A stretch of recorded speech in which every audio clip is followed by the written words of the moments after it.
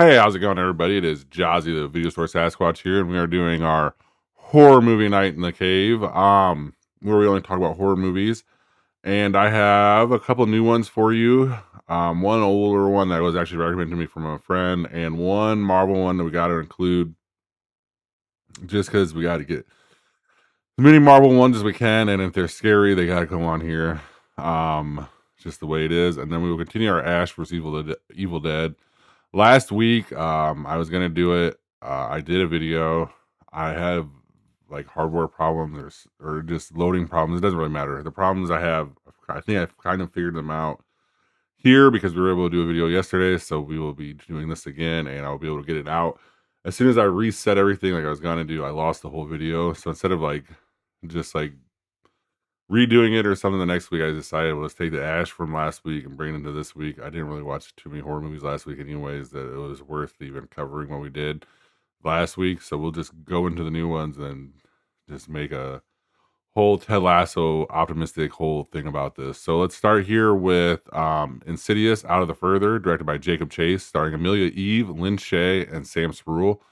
Gemma, a young mother raising her daughter in the house she grew up in, discovers she can travel into the further, where she possesses an ability to bring what lives there back to the real world. We talked about the opening yesterday. It had a $25 million opening, had a budget of 18 million. So I'm pretty sure that we'll see more Insidiouses as it goes on, because no matter what, it should hit around like 45, 46 million, which is about the 3 times limit you want. Even when you think about it, I think that what they're trying to say with the 3 times of what the money back is you got to remember they only get half the money back, or about 2/3 of the money back from the original cost of of all the budget. So let's say like a movie like 800 million for Spider-Man, a third of that goes back to the local theaters there, because that's their profit line to make money. So, and understanding that, I can see why some people are stuck with 3 times the budget.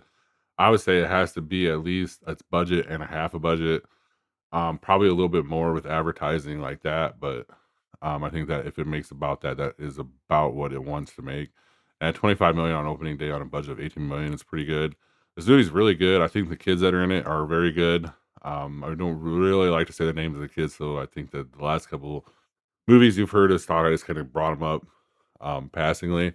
I thought that the girl in this was especially good. It's tough for like kids that age to be scared and stuff like this. So you kind of always just kind of worry about what they were doing to scare them, especially when you hear like horror stories of past times of what they were doing to kids, like shooting dogs or saying they were going to shoot a dog for one of the kids. Like there's some horror stories from kids back in the 50s. So it's kind of wondering there. I liked it. I think this is another chapter for Insidious. The one thing I would say is I think it's time to get rid of the lady that's Lynn Shay that's part of it, because I think that we need to get past that part of this and then like kind of move on to something else. We had a time jump, which is all right. I don't mind time jumps in movies. And we kind of see where she gets latched onto, because we know the spirit latches onto the kid and then moves on into adulthood, and then we see her adulthood kind of spiral out. It's a good movie. It's a little bit of slow burn, honestly, but all of the series there's a little bit of slow burns, which is okay.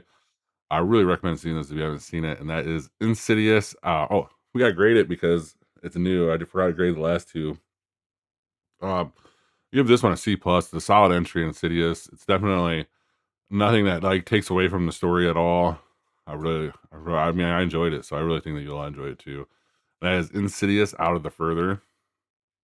And then I have Pinocchio, Unstrung, directed by Reese Frake Waterfield, starring Jude, Evan Lloyd, Richard Brake, and Robert Englund. A dark coming of age reimagining of Pinocchio, this unsettling tale follows the iconic puppet's disturbing journey towards becoming real. Came out on July 24th, 2026. It had a budget in euros of 500,000. It had opening in America of 386 and a gross of 800. I'm sure that they also made money worldwide. It just wasn't into the IMDb parts of this. I love this movie. The best thing I can say about this movie is this is what Chucky wishes it could be. And I don't mean that in a way to take away Chucky, because I think that everything that Chucky did is good. If you've ever heard me talk about him, but I think that if it came out today and we had never heard of Chucky, this is what it would be. And more of like a respect towards this movie. I thought that the practical effects really worked with this movie. I love the puppet. I love a lot about this movie. Honestly, I love the gore. I love the kills. There's so many cool kills in this movie. Um, Honestly, I give this movie an A minus. It's definitely way above what I thought this movie was gonna be. It's really good. I hope we get a sequel to this, even though I don't think it'll be as good as the original, just because you won't get the shock value that the original brings with some of the scenes. But it's still really freaking good. I really do recommend this movie. It is coming out on streamer this weekend, so check that out. That is Pinocchio Unstrung, directed by Reese Frake Waterfield. Oh, yeah, I grade it. Yeah, we're good. So we only grade new movies here, so now we're into the older movies. We'll go in order here. We have The Scout Guide to the Zombie Apocalypse, directed by Christopher Landon, starring Ty Sheridan, Logan Miller, and Joey Morgan. Three scouts on the eve of their last campout discover the true meaning of friendship when they attempt to save their town from a zombie outbreak. David Kushner's in this; he's hilarious. Sarah Dumont is in this, and House and Stage. I honestly wrote those two names down because I don't know which one of the two are the main girls because they both kind of look the same. They're both blonde. They're both very pretty, and they're both young. So I really can't tell you. This came out on October 30th of 2015. It had a budget of 15 million, had an opening of 1 million, and a gross of 16 million. My buddy told me about this one. I really, really try not to watch zombie movies, so that's why I just never watched this movie. But I'm glad that I did because I do enjoy like when they are funny and they are like kind of impressive. And this is kind of an impressive movie with how funny it is, how the people understand what the assignment was for for the genre, and then they kind of made it into a comedy through the genre, and not instead of parodying the drama, they instead of parodying the um, genre, yeah, instead of parodying the genre, they're really kind of making their own kind of comedy out of this whole genre that they can make it out of, and I thought that it was very done. I thought it was done very well. I think that Ty Sheridan is very good in this, and like I said, Sarah Dumont, I believe, was the main girl from the strip club because the other main girl is, I believe, Ty Sheridan's brother or sister.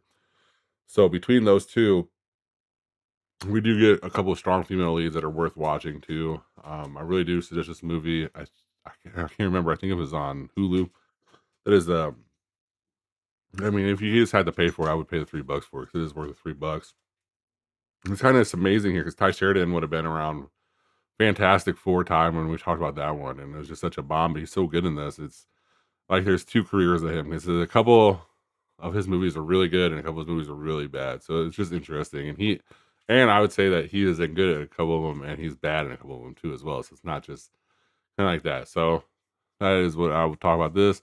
That is The Scout Guide to a Zombie Apocalypse, directed by Christopher Landon. And the last movie we're going to talk about here is the Marvel movie, and it is The New Mutants, directed by Josh Boone, starring Maisie Williams, Anya Taylor-Joy, Charlie Heaton. Five young mutants just discovering their abilities while held in a secret facility against their will fight to escape their past sins and save themselves. August 28th of 2020 had a budget of 67 million, opening of 7 and a gross of 49 million. And honestly, this was like the start of COVID, so no one was really going to theaters. So we're gonna give it just a little bit of break there, just a little bit. Um, the quality of this movie is not very good on top of it, so I think that even had the COVID outbreak had not happened, and they already kind of got into a limited release here, I think they still would have had trouble selling. I think that this would have been along lines of Supergirl, like 120 million, 125 million altogether, but still would have made a little bit of money. Unfortunately, Fox, I think I was reading that Fox had to have an X-Men movie every 2 years, and unfortunately with that, we kind of got these couple of the sporadic ones, and this is one of those sporadic ones. I think that Maisie Williams is good in this. I think that they just tried to throw a little bit too much in of the woke narrative into this with Maisie Williams and the other girl, kind of being in a relationship. Not Anya Taylor-Joy, but the other one. I can't remember her name. Who ends up kind of being the main character. And it kind of has like a fairy tale story to it, more than a horror story to it. But it is kind of a little bit of scary, like when you think about like the things that they're doing to these children as the X-Men and the mutant camps. So yeah, it's all over the place, but at the same time, I think that if you go back and watch this movie, it's not as terrible as you think it is. But I just do think that this is just a complete miss on the option of the X-Men and the mutants. And I just think that they were just kind of throwing stuff at the walls. They knew that they couldn't really do anything more with the X-Men themselves with after Dark Phoenix and stuff like this. So I think that also kind of hurt this too as well. And this is the last kind of X-Men of Fox. I think this is the last kind of hooray of Fox as well. So that is The New Mutants, directed by directed by Josh Boone.